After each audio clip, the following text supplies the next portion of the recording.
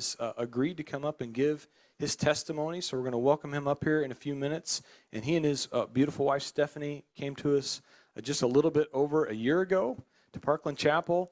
And boy, if you know Caleb or you've seen him, and if I asked anybody to describe one thing about him, it would be his great smile, right? He has got a smile that lights up the room, and we're happy to have him here. So if you would, welcome up Caleb Owens this evening.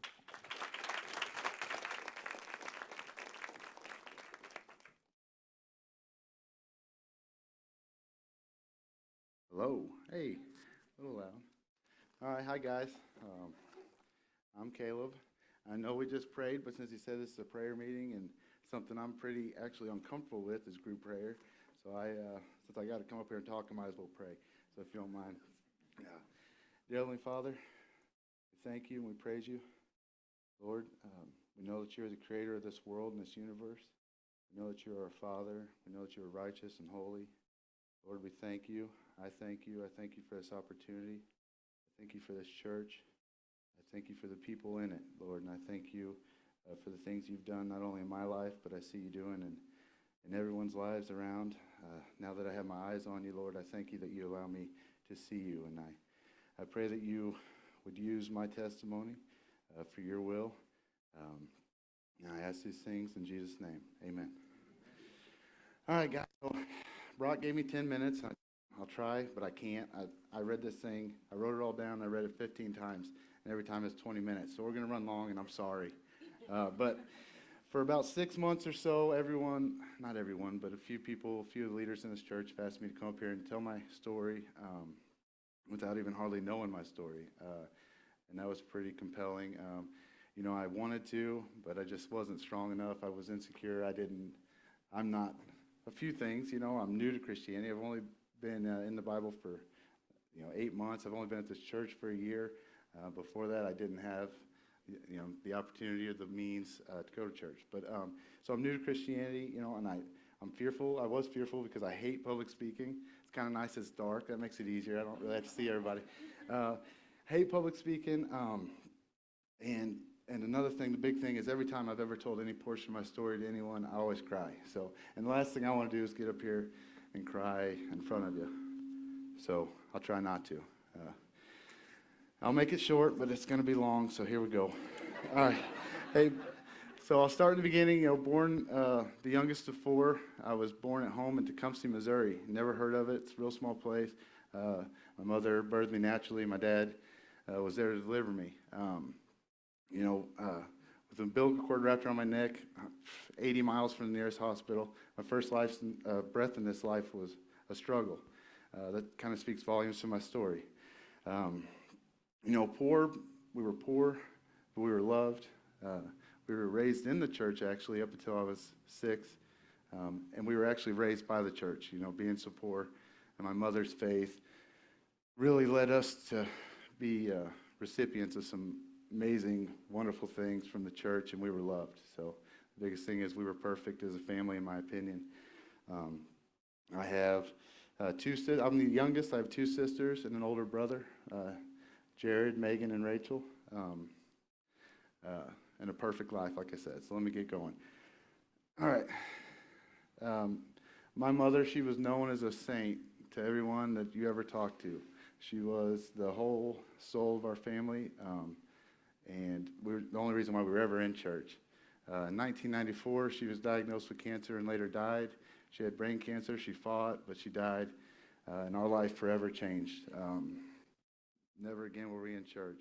We were left with my father, who was a drug addict, a woman beater, an alcoholic. Honestly, one of the worst kind of men.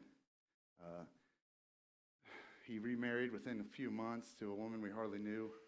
And then off to prison he went, just like he always did, in and out of prison. So we were left with the woman we hardly knew. And truthfully, she didn't much care for us, but she tried. She was stuck.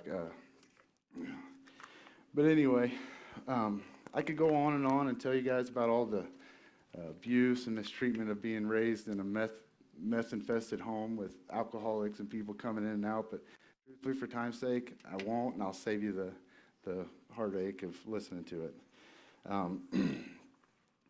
When my mother died, she was 37 years old, and they say I was too young to remember, but she died with a smile on her face.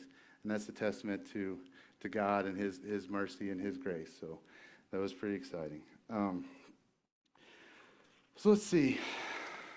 Like I said, I was raised in a bad environment.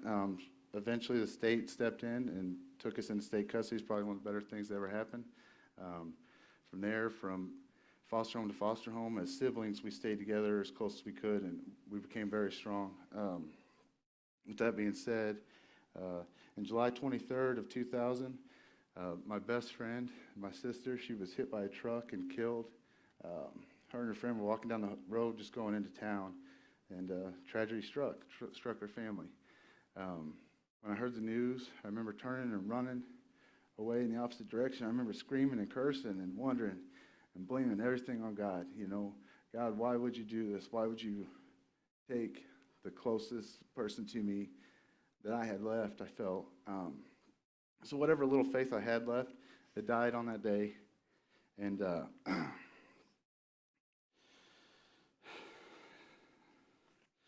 there, at 12 years old, I fall into this massive state of depression. I fall into this lustful sin. Man, I fall into, my descent was so rapid and so fast that at 12 years old, I became sexually active. I became an addict to any kind of thing that I could do. So whether that be drinking with my older brother, since he was able to give me whatever I wanted, or whatever it was, man, I was just constantly looking to fill this hole that I felt I had in my soul, because, you know, my mother's gone, my sister's gone, you know, death is devouring my soul, I felt like. So I always tried to hide it. Always tried to fill it with other things. At this time, though, man, looking back now, I see it as a blessing, but the Lord really gave me the opportunity to, not only the opportunity, but the ability to play sports. So sports became the only positive outlet I ever had. So I just started devouring my time, or devoting my time to sports and getting better. And really, at that point, I was nearly suicidal. If it wouldn't have been for my siblings and the selfish act of committing suicide, I probably would have. I tried. But I tell you what, my life changed for the better when my grandmother, Nanny D is what I call her, she took me in when I was 14 and moved me here to Farmington. I started instantly making great friends, lifelong friends. I knew that this would become my forever home. So I was excited. I really felt like she was giving me an opportunity for a life that I probably didn't deserve, with the extent of my sin that I felt like. Now I know it was sin, but then I just thought I was just trying to deal with my past. You know, at this point, I start realizing, you know, maybe this life, you know, maybe these things, they created me, you know, they made me stronger. You know, I tried to find the positive in it, you know, it made me better. But really looking back now, it just, like I said, it made me a selfish, sinful little beast, man. I was using people all around me only for my benefit. I didn't see any positive in anything. If anything, I hated the world and I was against the world. I had a hatred. I would fight. I would find reasons to fight, and some of them kind of honorable, you know. If somebody was picking on somebody, I was always bigger than everybody, so I'm going to fight them, you know. And I tried to find my identity around this and the partying, and, you know, let me just keep going here, okay? So a good thing. I met my wife. She became my soulmate. I met her at 16 years old at Farmington High School. We later married at 19. You know, I joined the Marine Corps. I signed up when I was 16 for the Marine Corps infantry, and I went to basic training right after school let out. Didn't even go to graduation, and I came back, and the first thing I did on my break was I married her, and by far the best thing I ever done. Smartest decision I ever made. So she's still here. We've been married, I'm going to mess this up, 12 years? Real close. It may be the 12th year. I'll just go with that. It's the 12th year. You know, I'm not good with dates and stuff, and I wrote everything down, and I thought I would stick to this, and I haven't stuck to any of it. So this has been good. I had a bunch of good stuff on here, I promise you. Okay, here we go. Let's see, a little bit of bad stuff. So, all right, we get married. We're going to challenge the world. We get stationed in Georgia. Me and her, we get an apartment, trying our thing. First year of marriage was the hardest, but it was exciting. While I was there, stationed in Georgia, let's see, it was in early July. I finally hear from my father. He calls me. He says, hey, I got released from prison. He'd been in prison again. Hey, I got released from prison. I was like, oh, wow, it's great. How's everything going? And he was like, well, they released me because I'm terminally ill. He's like, I had cancer infested my whole body, and everything's stopping. It's killing me from the inside. So at the age of 49, July 2nd, 2000, my dad was taken. And I didn't feel much pity or remorse. I didn't really feel much, which was strange, but then that kind of became my new thing. I didn't feel much. So and here I was. We're going to fast forward a little bit to Halloween of 2009. Still in the Marine Corps. My unit deploys to southern Helmand province in Afghanistan. On Halloween 2009, we made our way to Afghanistan, and our helos actually landed on the place that we would call home at Combat Outpost Sharp. There, I was the squad leader of 12 Marines, directly in charge of their safety and well-being. And as I sat there and got used and started learning and understanding the mission there, my wife was at home with our newborn baby. He was a month old, Chase. He's a little blonde-headed kid with a crazy haircut, likes to run around and be crazy. But anyway, so she was there, and I was far away, and, I had a bunch of stories, but there's really only one worth telling, and it's the story of when I fleeced the Lord. If you all have read Judges, you know about Gideon and how he fleeced the Lord. He said, Lord, do this for me, prove to me that you're real, and I'll believe you. Well, I fleeced him at one of the most extreme moments of my life, especially of my deployment. 2 days before we were scheduled to start our transition out of the country of Afghanistan, the unit that replaced us gets pinned down. They went further south than we'd ever been. They decided they want to fight the bad guy, and they get pinned down, and we get the call that we have to go in as a quick reactionary force. So we move at night. We get there. We make a plan. Hey, we got Captain America. His name's Captain Como. He was in charge of the whole operation, and he was incredibly talented. And he had a mission and a plan. He was like, look, as soon as day breaks, we're all getting online, and we're pushing south, and we're going to show the enemy they can't pin us down. So boom, we go. As soon as daylight breaks, we start getting shot at. And I remember the first time I ever talked to God since he took my sister, since I cursed him, I said, Lord, I tell you, if I survive this is 2 days before I'm going home. If I survive this, I'll give my life to you. I'll give my life to you. I swear it. Well, guess what? We all survived. Everyone. No casualties. It was an easy day. Well, within a few days, I forget my fleecing of the Lord. I don't live up to my end of the bargain. If anything, I go completely the opposite way. The transition home from Afghanistan was a little bit different, but really the transition from out of the Marine Corps home was just back to Farmington was something that nearly broke me. I don't know, let's see, and I don't know if it was the fact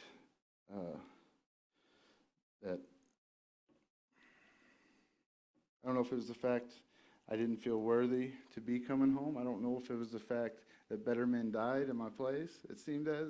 I don't know if it was what it was, and I'm not sure if leaving where I was a war fighter and coming home to where I have to try to find some regular job, it really affected me and my psyche, and I just fell back into the same cycle of sin where I was drinking heavily every day, partying with my friends, doing whatever I could. And I got a wife and a boy at home, and I was not there because I didn't know how to deal with something as simple as moving home. I tell you what, 3 months after getting home, something I guess I can't get away from is death, because for some reason, tragically, July 10th, 2011, my strong, wonderful, resilient Aunt Christy, one of the strongest women I ever knew, she goes to the ER because she has chest pain, ends up being a blood clot in her lungs, and she dies within probably 30 hours of getting to the hospital.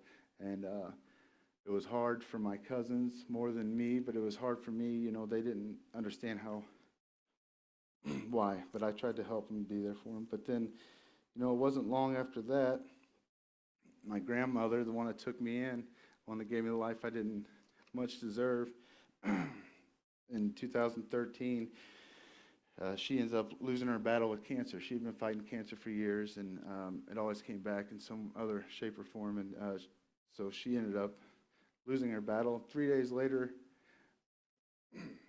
one of the most loving and beautiful people I ever known, my great aunt Debbie, my grandmother's sister, dies, and she loses her fight with cancer. So within 2 years, 3 of the greatest women that anyone's ever known that were taken from our family. And guys, I told you all this, and that's the extent of the bad stuff. I'm going to get to the really good stuff. But I tell you all that, and it's not because I want your pity. Man, my whole life, I've never wanted pity from anybody. I never told anyone my story. I always kept it in because, frankly, I didn't want anyone to be ashamed, or I was ashamed of how broken I was, right? So I didn't want people to judge me. But now I have a new life through Christ, and frankly, this is no longer my story, right? So this is Christ's story through me, and I'm very excited to get to this part of the story because this is where it gets better. It's going to start kind of odd, so just try to stick with me. About 2 years ago, I'm at the car wash cleaning my truck. I never do that hardly, but I'm there, and then you'll never believe who's pulled up. It was Todd McKinney. My old high school coach was there, man. He's over there vacuuming his truck, and he's smiling. He's just so happy. Nobody's around. He's not even talking to anybody, but he was just so happy. And I thought, wow, that's Coach McKinney. So I walked over there, and I started small talking with him, catching up. And we started talking about baseball because he had a bunch of equipment in there. And I was trying to be real humble about my son. I was like, yeah, my son, he loves the game. He's addicted to it. It's unreal. And he was like, what's your son's name? And I told him, he's like, wait, yeah. He plays with Amy and Chris Williams' son, Jace. I said, yeah, they play on the same team, same grade. Through the game of baseball, I met some of the greatest people. Amy and Chris, if you guys don't know them, seek them out and get to, because they're just amazing people. And they were them and Todd were some of the first people that I ever saw and knew and could see that they knew Christ. They had Christ living within them, and they radiated it. And it wasn't long after the Williams invited us, my family, over to their house. We were there, and I started looking around, after being there a while, and I'm thinking, man, this is a really good time. I'm looking around, everybody's having fun, everybody's laughing.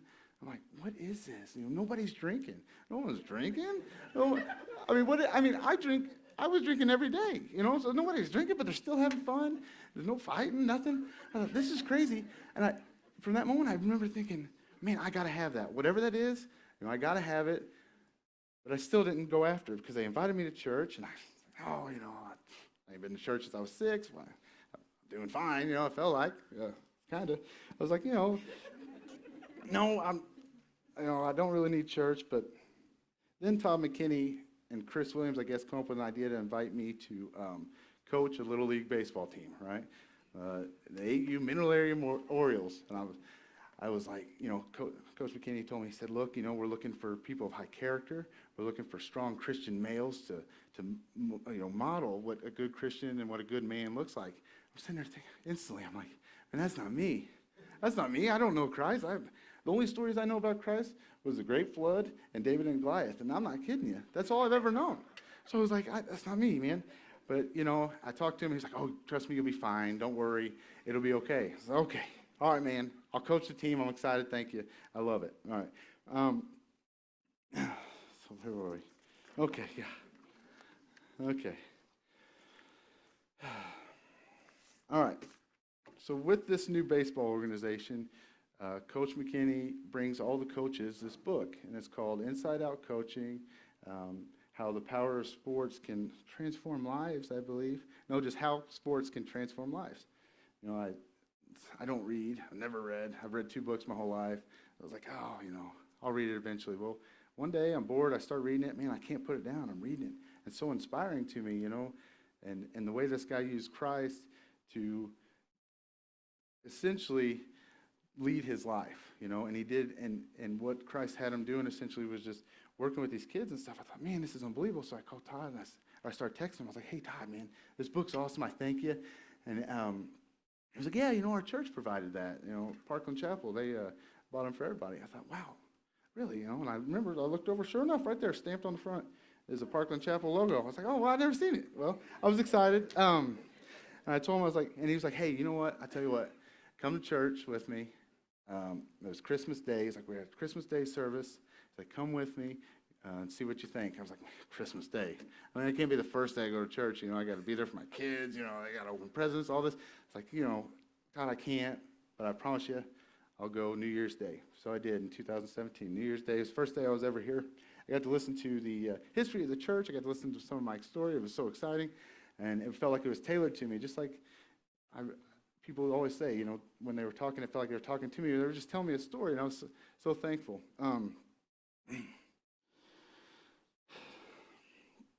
Well, let's see, where was I? All right, so yeah, I've been going to church for a little bit. February 3rd, 2017, we give birth, my wife gives birth to our new son, Max and Kate Owens, and he was just a bundle of joy. This will be my third child. I left my daughter Rachel out. Hopefully she don't ever see this. But so this is my third child. I love Rachel. She's awesome, but she's easy to forget. So look, okay, so we got Maxon, right? And instantly, I'm sitting there that night and I'm holding him. You know, Mama's finally getting some sleep, and I'm up with him and I'm holding him and he's sleeping. And I remember just weeping. I was just crying, and I thought, I'm not deserving of this. This was a gift from heaven. This was a gift from God. This is God's child, and I didn't feel worthy of it. So right then I knew I had to surrender, and I had to give my life to God. There was no way around it. So within a few weeks, I wrote down, because I started taking notes. I decided on April 14th, you know, this is the first day I'm going to start devoting my mornings to God.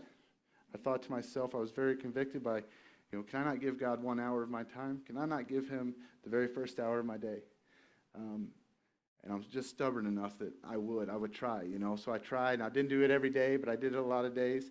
I would get online, and I would look up this podcast of Parkland Chapel. I get to listen to Mike Harrison, sit there and talk to me every morning if I want. There's, 12 years worth of services?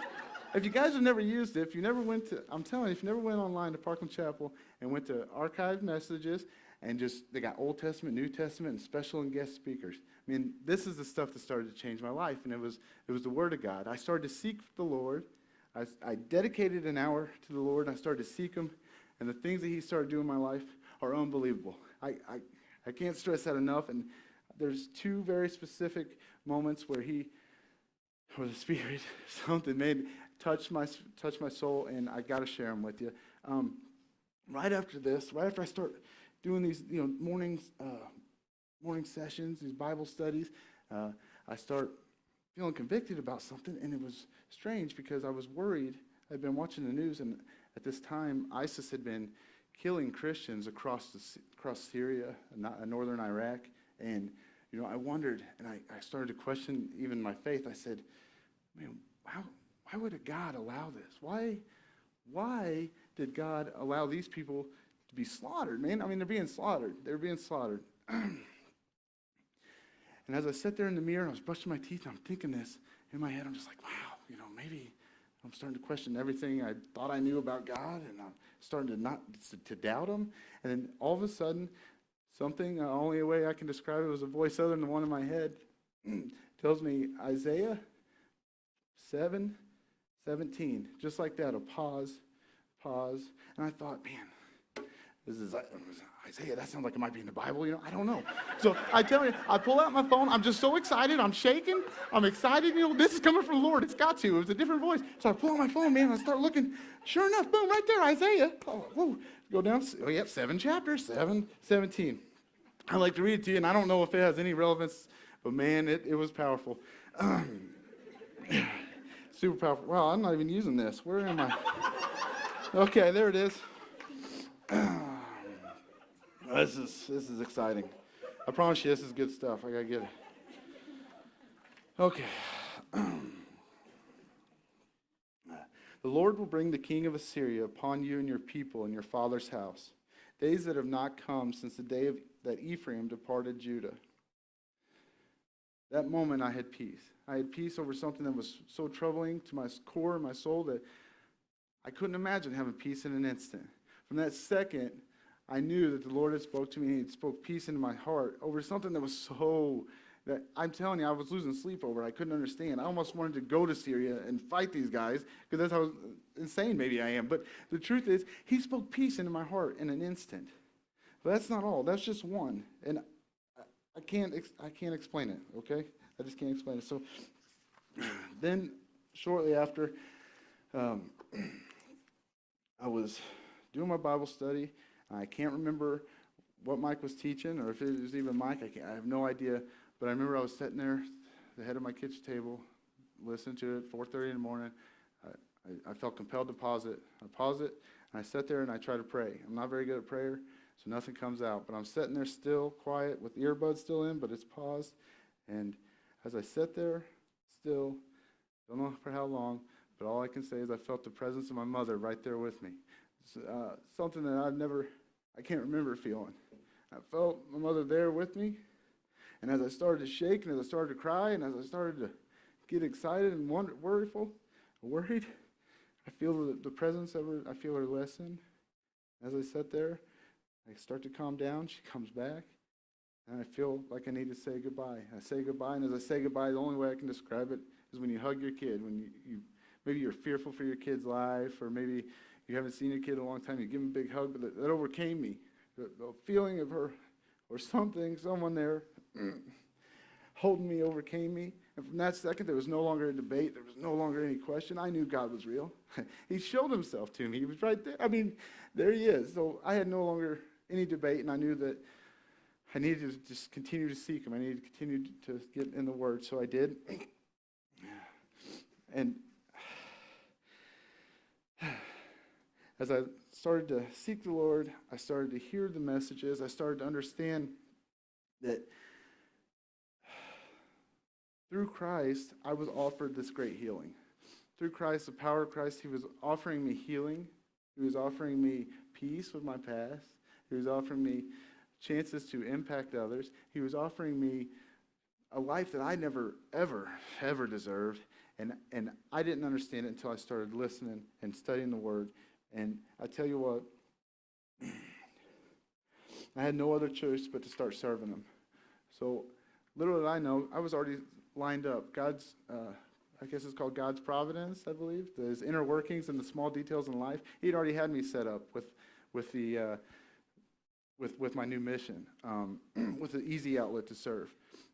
You know, Mike all the time, he always preaches about, you know, praying for your spiritual gifts, and these spiritual gifts that, you know, the Lord provides us through the Spirit, that that all you have to do is you have to start seeking the Lord. You have to truly believe with faith in your heart, and eventually he will reveal them to you. And he had revealed them to me almost instantly. I was built, and I was put through and forged and molded to be an example for others. I was not just for others, I'm not very good at that, but for little kids I'm pretty good at. You know, the Lord blessed me with the childlike mind where I can communicate to children, and I can actually, and he blessed me with the ability and the understanding of sports, right? And that was a very important thing, something that saved me when I was at my darkest day. So, you know, sports, he gave all this to me, already had a team lined up for me to coach. So here I am, midsummer, seeking the Lord, getting to impact young people's lives and try to be a model for them that they can one day maybe be better men through. Not only that, man, so I start praying. I say, okay, God, this is pretty neat. Now I think I know my spiritual gift. I can teach kids. I can communicate with kids. I can get them to listen, and it's exciting. I love it. I was like, give me more. I need more opportunities to serve, more opportunities to serve. Within the next week, I see on Facebook a posting for mentors at the Presbyterian Children's Home there in Farmington. This is a home that houses kids from all over the state. Most of them are in state custody. A lot of them don't have a whole lot going for them as far as their family life. A lot of them have stories way worse than mine ever could be. And this was an opportunity to really build relationships with someone and hopefully lead them to Christ. Not necessarily lead them to Christ, but be Christ for them through me. And I thought, okay, well, I can't really do it. That's too much. I'm coaching, we practice 2 days a week. We got games on the weekends. How could I ever fit that in? So I kind of put it off. But then a month later, I saw the posting again. I was like, man, the Lord really compelled me to do it. And I have, and it's been so rewarding. And if anyone's looking for a way to serve, I promise you, It's going to be a challenge. It's going to be tough, but I would love to have you. If we can work something out, I mean, we do things together, it'd be awesome, and it would be so exciting. And you'll love it, I promise you. So boom, I mean, God right there miraculously answers one of my prayers, gives me another opportunity, but that wasn't it. So I'm still praying. I'm like, God, this is amazing. Thank you for this opportunity. And the more I started to seek the Lord, the more opportunities he gave me to be a model for other kids. I got an opportunity to coach my cousin on a football team, a little kid football team, and my son finally wanted to play. I've never pushed football on him at a young age, but I mean, he was ready, so I was like, okay, wow, how cool. And then here right now, I'm coaching a basketball team. So I got 3 huge opportunities to impact 3 different groups of kids. And these kids aren't just any kids. These kids are the future of our community. So if I do a decent enough job, I'm not going to do a very good job probably teaching them sports, right? They're probably not going to make it to the NFL and stuff. But something I learned from this man right here, Coach Bacon, is he was my football coach. And at the time, I didn't have Christ, and I didn't know anything about Christ. I never knew a man to be of Christ. And looking back now, it's so plain to see that he was a man of Christ. He led by example always, no matter what. We forfeited a game our senior year. Would have been undefeated regular season, mind you. First game of the year, we blow out, who was that, New Madrid? Blow them out. We played a kid who had too many Fs, but we didn't know. 4 cards weren't out or nothing. So we ended up actually, by rule, losing the game and having to forfeit. And he had to explain to all of us kids who just worked really hard to win this game that was actually going to be a loss on our record. We won, 52 to something. It was a blowout. And I never understood that until I found Christ. I never understood that doing the right thing is always good. It always makes sense. Let me close here because I don't have a timer, but I got to be way over. Because I didn't stick to this, and I read this religiously like 7 times, and it was 22 minutes. So, oh, there's a clock. Oh, yeah, I'm bad. This is awful. Here we go. Let's get it. All right, let's get it one time here. All right. I tell you, Christ humbled me by his answering of my prayers. It was a miraculous thing. It seems so small to maybe some, the opportunity to help shape, mold, and even, lead young kids. I'm talking 8 years old. But to me, it's my calling, and it's what God, it's obvious to me now. Now that I know Christ, now that I have my eyes on him, I see him in everything. I never saw him in nothing. I never knew Christ. But now I see him in everything. I see him in things that don't even make sense, and I still have peace through his grace and his mercy. And I'm just so thankful, guys. I'm thankful for that opportunity. I'm very, very, very thankful for this church. I'm so thankful for you guys. Because I didn't say this, but I did write this down. The first day I came to this church, it was so welcoming. I instantly could feel something different, right? I could feel the Spirit moving throughout the room. During worship, man, I was moved. I'm still moved every time. It consumes me. And I'm just so thankful. I'm thankful for Parkland Chapel. I'm thankful for this opportunity to speak. And honestly, I didn't stick to this, but that's my story.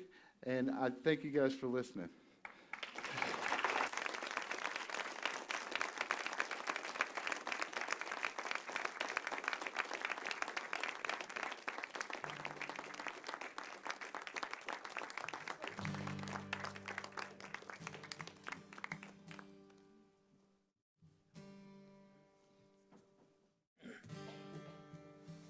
Sing this together. We bow our hearts, we bend our knees. Oh Spirit, come make us humble.